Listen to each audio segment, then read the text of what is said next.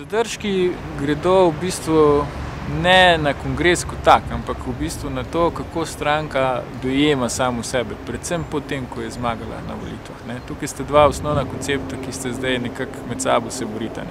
En koncept pravi, da v bistvu je stranka tisti humus, s katerim ti dobiš zaupanje volivcev in potem tudi stranko uporabiš za to, da čim bolje to zaupanje upravičiš. Drug koncept, ki je na tem kongresu po mojem mnenju prevladal in je to za stranko pa za Slovenijo slabo, je pa ta, da ti stranko rabiš zgolj za to, da prideš na oblast. Potem, ko pa prideš na oblast, pa se vzpostavljajo neka nova pravila, manj transparentna in tudi neki novi ljudje, manj zaslužni za ta uspeh, ki potem določajo pravila. Zdaj stranko pa je vodijo JAPI, oziroma so dobili kar precej moči s tem kongresom. Kaj se bo zgodilo z intelektualci v stranki? Intelektualci v stranki so dobili rdeč karton in so bolj ali manj šli z igrišča. Zdaj lahko vrtimo počasne posnetke, ampak dejstvo ostaja, da pač to potezo je po moje stranka zgubila, ker je intelektualni del stranke bistveno pripomogel k njenim uspehom. Če pogledamo volilno telo, stranka je vedno imela nadpovprečen delež volivcev z visoko izobrazbo, stranka je imela to intelektualno kapaciteto, ki je tudi pripomogla k temu, da je na volitvah zmagala, ker na volitvah, če odmislimo vse ostalo, afere, kandidate, se vedno spadata dva koncepta. In ta koncept, ki je prinesel SD v zmago na volitvah, je bil zmagovit koncept.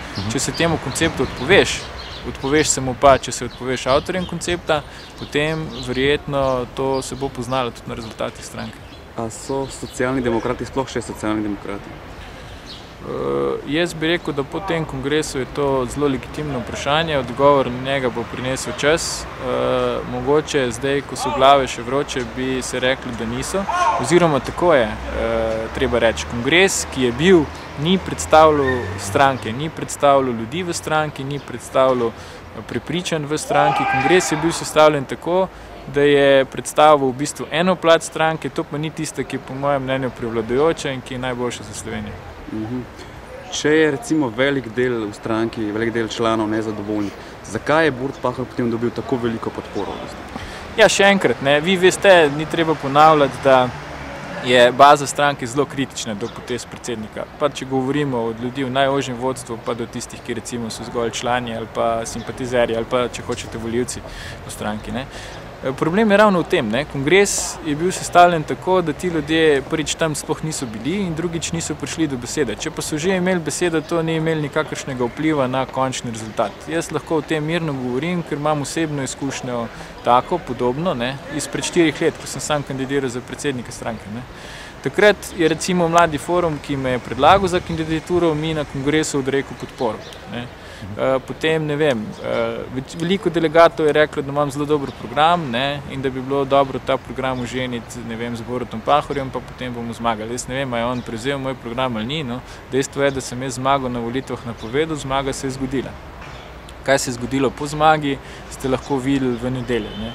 Nobene vsebine, nobenega odgovora na to, kako naprej v krizi. In ljudje se pač prilagodijo razmeram v stranki. Na podlagi izkušenj drugih vidijo, da če si preveč glasen, če imaš preveč zapovedati proti, če imaš neko lastno mnenje, to enostavno ni. Spet za ilustracijo, pa nočem sebe poudarjati, jaz sem na prejšnjem kongresu bil kandidat za predsednika stranke, na tem nisem bil niti delegat več, sem bil gost. Tako da za naslednji kongres si lahko sami ustvarite sliko, v kakšni vlogi bom tam čez sploh. Zakaj mislite, da se je Pahor odpovedal Igorju Lukšiču, ki je dolga leta veljal za ideologa SD? Celo napisal, mislim, da 2 programa stranke. Ja, v stranki je veljalo, da to, kar Borut govori, pač Igor misli. Tu je prišlo do preloma tega, bi rekel, njunega sodelovanja na točki, ko je Borut Pahor odkrito, in to moram povedati, on je vsem sodelavcem povedal, da želi in bo šel na predsedniške volitve prejšnje.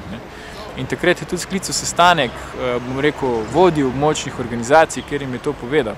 In je ta odločitev bolj ali manj bila sprejeta. Sigurno so bili pomisleki, bili so glasovi proti, ampak nekako je najširše vodstvo stranke to sprejelo.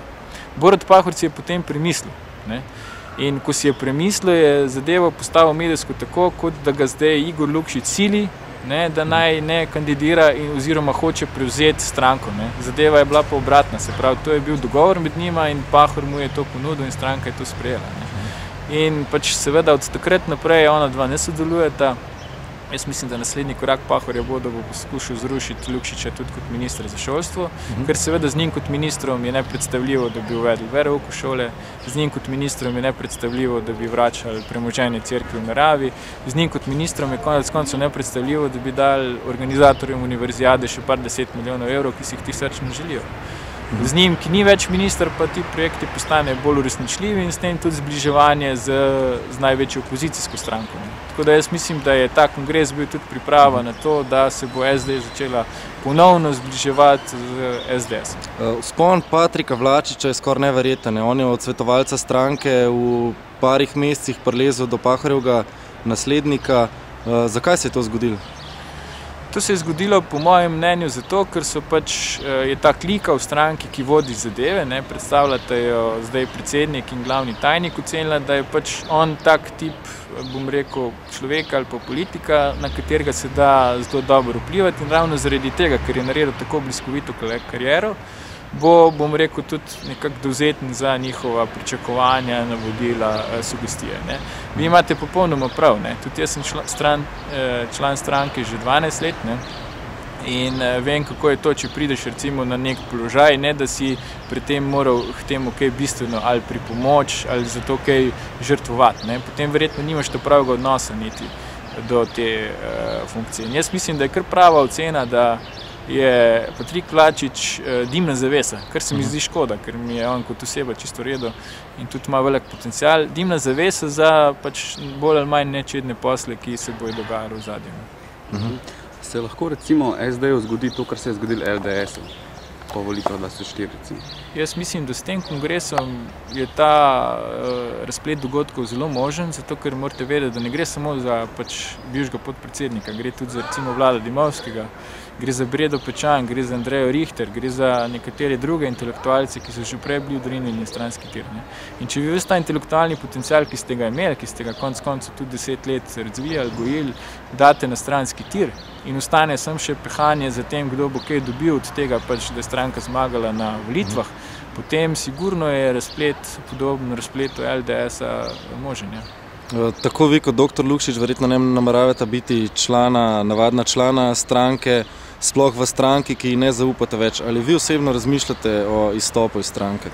Jaz moram povedati, da sem navaden član stranke že 4 leta, tako da to mi gre kar dobro od rok, ampak ni to težava. Težava je, če res ne vidiš več v stranki, katere član si, tisto, za kar si se v stranko članov. In to ni recimo mnenje naj dveh, samo to mnenje se zelo širi. In jaz ne bi izključeval nobenih dogodkov v prihodnje. Moram pa nekaj zelo iskreno povedati. Jaz sem imel že ponudbe do zdaj drugih strank, ampak sem jih vedno z lahkoto zavrnil, ker tako kot recimo v nogometu, če navijaš za Barcelono, ne moreš potem navijati za Real. Ampak če pa Barcelona postane Real, potem pa se res vprašaš, če se splača še biti njen navijač.